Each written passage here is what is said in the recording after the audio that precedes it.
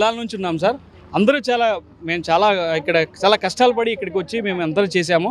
Sir గారు ఒక్కసారి మేము చాలా విన్నాం సార్, పవన్ కళ్యాణ్ గారు ఒక్కసారి మాట ఇస్తే అది జరుగుతుంది అని చెప్పేసి చాలాసార్లు విన్నాము.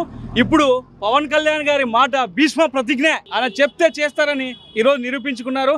ఇలాంటి చిన్న అణగారిన వర్గాల చిన్న జీతాల వాళ్ళని సంతోషపెట్టి మమ్మల్ని మా ప్రాబ్లంని నెల రోజుల లోపల తీర్చినందుకు మేము పవన్ కళ్యాణ్ గారికి రుణపడి ఉంటాము.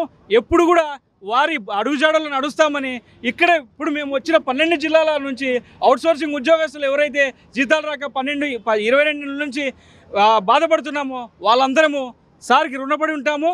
సార్ పవన్ కళ్యాణ్ సార్ చాలా ధన్యవాదాలు సార్. మాకందరికీ ఉన్న నమ్మకం ఏంటంటే కేవలం డిప్యూటీ సీఎం సార్ మాత్రమే ఇది చేయగలరని, సార్ ఒక్కరే ఇది చేయగలరని నమ్మకంతో మేము ఈ పార్టీ ఆఫీస్ దగ్గర మొండిగా కూర్చున్నట్టు చేశాం సార్. మీరు చేసిన సహాయానికి మాత్రం నా కుటుంబం తరపున, ఇక్కడ ఉన్న మా అందరి తరపున మీకు ధన్యవాదాలు తెలియజేసుకుంటున్నాను sir. Thank you sir, thank you deputy CM గారు.